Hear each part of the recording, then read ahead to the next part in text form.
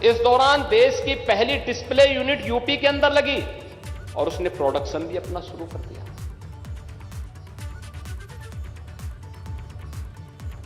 Smartphone आप इस्तेमाल करते होंगे। स्मार्टफोन में जो स्क्रीन लगती है ना, इसी को डिस्प्ले बोर्ड कहते हैं। ये पहले देश के अंदर नहीं बनती थी, ये चीन में बनती थी। आज उसका निर्माण भी प्रदेश के अंदर होने लग गया है और ये फैक्ट्री लगी है कोरोना कालखंड में यूपी के अंदर। ये फैक्ट्री लगाई है उस संस्था ने जो पिछली सरकार में अपना बोरिया बिस्तर बांध करके भ्रष्टाचार के कारण, गुंडागिर्दी के कारण, माफिया गिरदी के कारण भागने के लिए मजबूर हो रही थी। और आज कुछ लोगों को सपना होता है, कोई दिक्कत नहीं, सपना देखते रहिए लेकिन इंतजार करते रहिए। महोदय, कैसे उत्तर प्रदेश की तस्वीर बदली है? ये चीजें हुई कैसे हैं? आप इस सदन के अभिभावक हैं, कस्टोडियन हैं, और आपको याद होगा जब हम लोग यहां पर आए थे पहला बजट प्रस्तुत करने के लिए, तब भी मैंने कहा था उत्तर प्रदेश उस समय 22 करोड़ की आबादी का राज्य था, आज लगभग 25 करोड़ की आबादी का राज्य है। तब भी हमने कहा था कि 25 करोड़ की आबादी के राज्य के लिए 2.5 करोड़ 3 करोड़ के बजट से काम नहीं चलेगा। हमारा बजट का दायरा बढ़ना चाहिए, लेकिन दायरा बढ़ाने से नहीं बढ़ सकता। हमारे पास उतने सोर्स ऑफ इनकम भी होनी चाहिए, हमारा रेवेन्यू भी उतना होना चाहिए, राजस्व भी हमारा उतना होना चाहिए। और हमने अपना राजस्व भी बढ़ाया, बजट का दायरा भी बढ़ाया।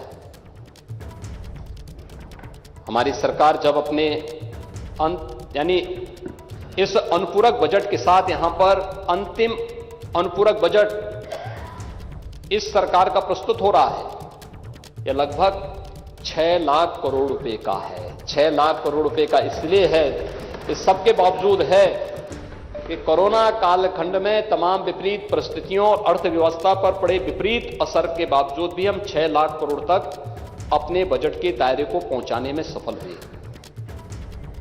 एफआरबीएम की सीमा का हम अनुपालन कर रहे हैं। भारत सरकार और रिजर्व बैंक ने हर एक राज्य के लिए जो सीमा निर्धारित की है, उस सीमा का पूरा पालन करते हुए राज्य सरकार ने इसे प्राप्त किया है। इस दौरान हम प्रदेश के अंदर प्रदेश की अर्थव्यवस्था को, जो पहले 6 नंबर की अर्थव्यवस्था थी, नंबर 2 की अर्थव्यवस्था बनाने में भी हमें सफलता प्राप्त हुई है। उत्तर प्रदेश की प्रति व्यक्ति आय को लगभग दोगुना करने में भी हमें सफलता प्राप्त हुई है। अगर यही स्पीड रहती, पहले की सरकारें इसी स्पीड के साथ चलती, महोदय मैं विश्वास के साथ कह सकता हूं कि उत्तर प्रदेश आज नंबर 2 का नहीं बल्कि उत्तर प्रदेश नंबर 1 के लिए हमेशा नंबर 1 के साथ देश के अंदर अग्रणी भूमिका के साथ होता है। हमने अपने व्यक्तिगत स्वार्थ के लिए, यहां की पिछली सरकारों ने अपने व्यक्तिगत स्वार्थ के लिए सत्ता का प्राधिकरण नहीं किया होता, राजनीति का प्राधिकरण नहीं किया होता, राजनीति का माफियाकरण नहीं किया होता, सत्ता को वंशवाद और परिवारवाद के सामने गिरवी नहीं रखा होता, सत्ता भाई भतीजेवाद की भेंट नहीं चढ़ी होती, यही उत्तर प्रदेश नंबर 1 की अर्थव्यवस्था बनने का हकदार था और यह हक उसको मिलना ही चाहिए। और नंबर 1 का उत्तर प्रदेश, इस लक्ष्य को लेकर के हम लोग चले थे और उसमें कई क्षेत्रों में सरकार के सामूहिक प्रयास के कारण हमें सफलता भी प्राप्त हुई। कई क्षेत्रों में हमें सफलता प्राप्त हुई। अगर मैं उसके बारे में यहां पर कुछ क्षेत्रों में आपको मैं यहां पर केवल बता दूं कि कैसे उत्तर प्रदेश ने कैसे इस तस्वीर को बदलने में योगदान दिया।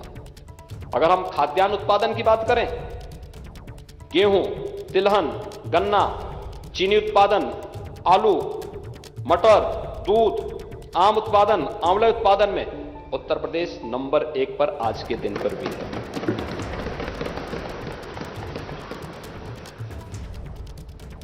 देश के अंदर उन तमाम योजनाओं पे जो भारत सरकार ने लोक कल्याणकारी, गरीब कल्याणकारी योजनाएं घोषित की, उन योजनाओं में भी उत्तर प्रदेश का नंबर 1 प्रधानमंत्री आवास योजना, ग्रामीण हो या शहरी।